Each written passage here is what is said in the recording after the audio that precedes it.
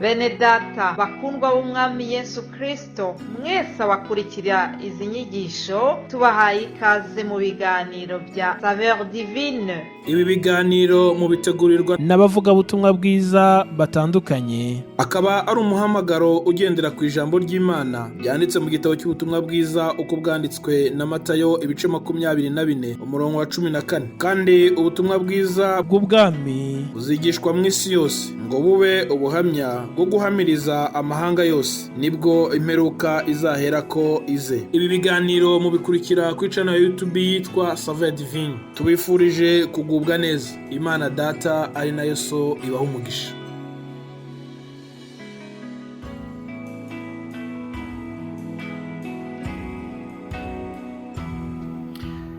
Haleluya, haleluya bene data. Yesu ashimwe cyane, ndabaramukije. Ni Evangeliste Jean Pierre Mutuyemungu.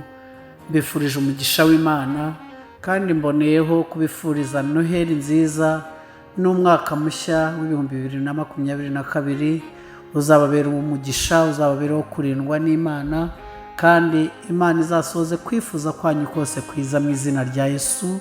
Amen. Ndagira ngo dusome ijambo ry'Imana tugiye kwifashisha rigiye kutuyobora mu gitabo cy'umuhanuzi Yesaya, igice 9 Yesaya umurongo wa 1, dusimbuke dusome wa 5. Ibihanura umwami uzavuka ari umukiza n'umwami. Abantu bagenderaga mu mwijima babonye umucyo mwinshi. Abari batuye mu gihugu cy'igicucu cy'urupfu baviriwe n'umucyo. 5. Nuko umwana yatuvukiye, duhawe umwana w'umuhungu, ubutware buzaba ku bitugu bye. Azitwa igitangaza, umujyanama, Imana ikomeye, Data wa twese uhoraho, umwami w'amahoro. Imana ihabwe icyubahiro. Mbahaye ikaze mu ijambo ry'Imana.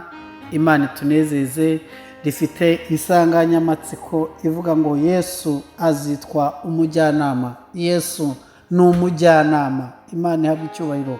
Nk'uko abambanjije bagiye babitwigisha, tuvuga amazina ya Yesu n'icyo asobanuye. Cyane cyane murabizi ko turi mu mpera z'umwaka, turimo twizihiza, twibuka ku nshuro ya kenshi ivuka ry'umucunguzi wacu Yesu Kristo, dukomeza kubyibukiranya. Nanjye rero ndaje ngo mbabwire ngo ni umujyanama. Yesu Kristo ni umujyanama. Imana ihimbazwe. Ndahera mu isezerano rya kera mbibutse ko Imana ubwayo yari yo mutware, yari yo muyobozi w'ubwoko bwayo, kuva yahagurutsa ubwoko bwayo bwa Isiraheli mu gihugu cya Egiputa, ikabaha Mose ngo abayobore. Mose yari umutambyi, Mose yari umuhanuzi, Mose yari umujyanama, Mose yari umuyobozi afashijwe n'Imana. Bamaze kugera mu gihugu cya Kanani, murabizi ko bakomeje kuyoborwa n'abahanuzi. Mose yakurikiwe na Yosuwa, hanyuma bajya mu gihugu bakomeza gusimburana kugeza igihe Samweli yaje kuyobora. Yabaga akora byose, yabaga ari umucamanza, ari umuhanuzi, ari umutambyi, ibintu byose akabikorera icyarimwe afashijwe n'Imana. Hanyuma rero ngo baza kwigaragambya, baravuga ngo turashaka umwami udutegeka natwe tube nk'andi mahanga. Ngo bibabaza Imana, bibabaza Samweli, ariko nyuma Imana ishakira igisubizo icyifuzo bari bafite, baha Sawuli. Nubwo yabahaye ubwami rero, ariko n'ubundi ubwami still bwakomeje kuba ubw'Imana, bwakomeje kuyoborwa nayo. Kubera iki? Yabahaye ubuyobozi butatu, nk'uko n'ubu ngubu tubugira mu mareta atandukanye. Tuba dufite abashinzwe abayobozi b'amaguverinoma, ariko dufite abareberera iby'amategeko, dufite n'ubucamanza. Birumvikana harimo za Sena, harimo iwacu hano tumwita perezida w'urukiko rw'ikirenga. Murakoze cyane, perezida w'urukiko rw'ikirenga. Hanyuma rero ubwo buyobozi n'ubundi bwari butatu, na hariya mu Isiraheli niko byari bimeze. Ubwami, igihugu cyabaga kiyobowe n'umwami, ariko akagira umutambyi kandi akagira n'ubuhanuzi, kandi ntabwo barutanaga mu nzego, ahubwo byari ikigereranyo nabaha ni nk'uko amashyiga ateka ari atatu, havuyemo rimwe amashyiga abiri ntacyo yamara, amashyiga kugira ngo abe yuzuye ni 3, nta ryavuga ngo njye ndakomeye uriya ntacyo amariye. Nabo rero niko babaga bameze. Umwami yagombaga guca imanza z'abanyagihugu no kuyobora urugamba, ariko agakenera n'umutambyi ugomba gutambirira ibyaha kugira ngo Imana itarimbura igihugu, kandi ibyo bakabikora bafite umuhanuzi ugomba kubagira inama ku biriho ndetse n'ibizaba. Umuhanuzi yatangaga inama, agahanura icyo Imana imubwiye, akavuga iby'igihugu, akavuga byose byaba ibiriho, ariko akavuga n'ibizaba. Bose rero barakeneranaga. Kristo ngo aze rero avuka byose abifite. Haleluya, haleluya. Avuka ari umwami. Icya kabiri, aza ari umuyobozi, ni umwami ariko akaba n'umutambyi. Hanyuma icya gatatu, akaba n'umuhanuzi. Ndetse si umwami gusa, ahubwo ni umwami w'abami. Imana ihabwe icyubahiro. Icya kabiri, si umutambyi gusa usanzwe. Nk'uko mubizi muri remize yabereye ku musozi habonetse Mose, haboneka na Eliya. Mose yarahagarariye ubutegetsi bwose, ubwabo ubutambyi, navuga ko ari umutambyi, akagira amategeko, akaba umwami, byose yarabikoraga kuko ari we wayoboraga, gusa agaca imanza n'ibindi byose. Ariko ngo aboneke ku musozi, aboneka ko ari remize we na Yesu, amubwira ngo dore njye waruhagarariye amategeko, ariko none nyirabyo araje, ni wowe mwami. Haleluya. Eliya nawe ngo araboneka, aravuga ngo ni uhagarariye abahanuzi bo mu isezerano rya kera, ariko umuhanuzi mukuru ni wowe, uraje. Abimushyikiriza byose.